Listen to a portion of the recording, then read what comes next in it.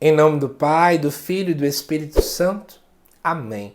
Amado irmão, amada irmã, é com muita alegria que nós estamos aqui para juntos estudar e meditar o texto proposto para a primeira leitura da quarta-feira da terceira semana da Páscoa.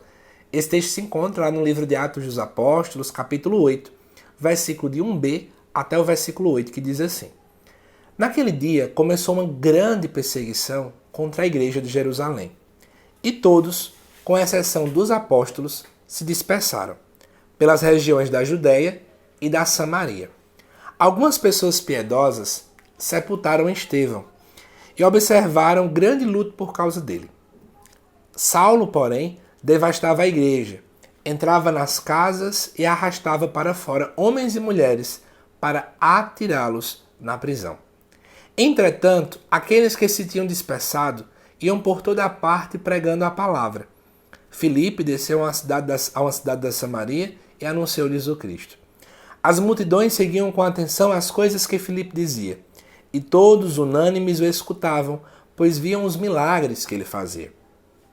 De muitos possessos saíam os espíritos maus, dando grandes gritos. Numerosos paralíticos e aleijados também foram curados. Era grande a alegria naquela cidade. Amado irmão, amada irmã, vamos começar a nossa meditação, versículo por versículo, para aprofundar essa primeira leitura, né? Nós estamos agora começando a segunda parte do livro de Atos dos Apóstolos. Isso porque nós podemos como é que eu poderia dizer? Nós podemos aqui quebrar, né? Parcionar o livro de Atos dos Apóstolos em três partes. A primeira vai até antes do capítulo 8. A centralidade das ações eram feitas em Jerusalém. O foco era a igreja de Jerusalém. Do capítulo 8 até o capítulo 12, nós agora vamos olhar especialmente em duas regiões, na Judéia e na Samaria. Depois do capítulo 13 em diante, agora a igreja de fato ela anda por vários locais. É onde começam as viagens missionárias de São Paulo. Inclusive, já foi ao ar aqui no canal o vídeo sobre a primeira leitura de domingo. Lá eu vou esmiuçar, né, o início dessa caminhada missionária de São Paulo, então você pode ir lá correr para dar uma assistida já, tá bom? Mas vamos lá. Então, aqui diz que tudo isso foi fruto de uma grande perseguição, né? Os cristãos começaram a ser perseguidos, era uma realidade muito clara no início da igreja, muito mais do que ser uma perseguição em rede social, muito mais do que ser uma perseguição, né, moral, era uma perseguição física. Muitos morriam, muitos eram presos, apenas porque anunciavam serem cristãos. E aqui vai dizer que todos, menos os apóstolos, se dispersaram pela Judéia e pela Samaria. Só que é o seguinte, a liturgia acabou tirando, né, da gente o texto ontem que falava sobre a morte de Estevão, porque ontem teve festa, né, dos apóstolos Filipe e Tiago. Mas, na verdade, o texto que foi omitido falava dessa morte de Estevão. E aqui conta que o povo então sepultou Estevão e teve um grande luto por causa dele. E aí começa a aparecer um personagem que nós vamos caminhar junto com ele muitos dias aí pela frente, que é Paulo. Aqui aparece o nome dele Saulo, porque na verdade, gente, eu vou até contar para vocês. Muita gente tem uma história de que de fato Deus mudou o nome de Paulo, né? De Saulo para Paulo e assim vai. Mas os estudiosos não vão dizer muito isso não. Na verdade, se subentende hoje que Paulo tinha dois nomes. Era muito comum naquele tempo, igual a mim. Eu tenho José Lucas. Então, talvez, se fosse aqui, o evangelista Lucas, quando escrevesse Atos dos Apóstolos, eu estivesse lá e dizer que eu me chamava José, depois mudei para Lucas, ou vice-versa. No caso de Paulo, provavelmente ele tinha dois nomes. Certo? Então, um nome que era por causa da cidadania romana que ele tinha, e o outro é o nome que ele teve de batismo. Então ele tinha dois nomes. Provavelmente ele seria um Saulo Paulo ou Paulo Saulo. Então aqui aparece apenas o nome dele Saulo, né? E o que acontece? Aqui diz que ele devastava a igreja, né? Ele entrava nas casas, arrastava o povo para colocar eles na prisão. Veja, é importante a gente ir seguindo esse trilhar, né, que a liturgia nos propõe, porque a gente está vendo quanto Paulo, antes Saulo, era tão ruim. E aqui é interessante que o versículo 4 diz que mesmo o povo estando disperso por causa da perseguição, eles anunciavam a palavra em toda parte. Sempre eu entendo isso no seguinte contexto. O povo entendia que a verdadeira consolação que eles tinham era a consolação com Deus.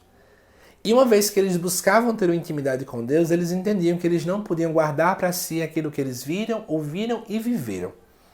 Por isso que a primeira ação que o povo tinha era correr e sair para anunciar, mesmo que estivessem dentro desta grande dispersão.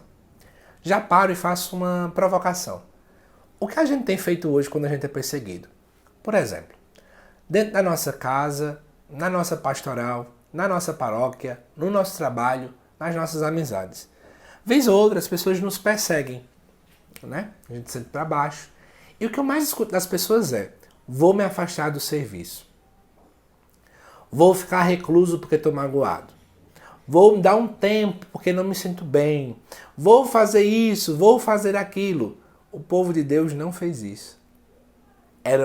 Estando dispersados, eram na tristeza, eram no sofrimento, eram no cansaço. E eles precisam anunciar a palavra. Precisam anunciar a palavra. Repito, precisam anunciar a palavra. Na verdade, a igreja primitiva, amados irmãos e irmãs, tem muito a nos ensinar. Mesmo dispersos, anunciemos. Mesmo abatidos, anunciemos. Porque nós anunciamos aquilo que tira todo abatimento e aquilo que tira toda dispersão. E aí, vai dizer no versículo 5 que Filipe desce à cidade da Samaria, a uma cidade da Samaria, e anuncia para eles o Cristo. É interessante, né, que a Samaria era um local que os judeus tinham uma grande aversão. Uma grande. Isso tudo historicamente, né, porque teve uma divisão de Reino do Norte e Reino do Sul. No Reino do Norte, a capital era Samaria. No Reino do Sul, a capital era Jerusalém. Então tinha uma espécie de uma rixa, né, uma rivalidade entre eles. Aqui diz que as multidões seguiam com atenção tudo o que Filipe dizia, e todos unânimes o escutavam, porque viam neles os milagres, né? É interessante que eles escutavam por causa dos sinais que o acompanhavam. E aí é interessante de novo. Às vezes hoje a gente tem uma visão muito errada, né? De que a gente acha que para que as pessoas nos sigam tem que ter um milagre de uma pessoa que não andava começar a andar. Mas, amados irmãos e irmãs, na verdade qualquer sinal que aponte para o Cristo, que mostre que nós somos pessoas que seguimos o Cristo, isso já é extremamente válido. Mas te faço uma pergunta: que sinais te acompanham na tua evangelização? Será que são sinais que apontam para o Cristo ou que apontam para você mesmo, para uma fama sua e por aí vai? Mas enfim, quero finalizar com o versículo 8. Era grande a alegria nessa cidade. Na verdade, já comentei isso num vídeo e vou repetir inúmeras vezes. É uma grande característica do evangelista Lucas relatar essa grande alegria que brota de um coração que encontra o ressuscitado. De um coração que ouve a palavra proclamada por alguém que teve um encontro com o ressuscitado. É impossível não lembrar do Papa Francisco, Evangelii Gaudium, a alegria do Evangelho. Amados irmãos e irmãs, como Filipe fez com a Samaria, propaguemos que Jesus ressuscitou, para que muitas pessoas também se alegrem nesse caminho rumo ao céu. Que Deus te abençoe. Te aguardo daqui a 1 hora na reflexão sobre o Evangelho também desta quarta-feira. Que Deus te abençoe e até mais.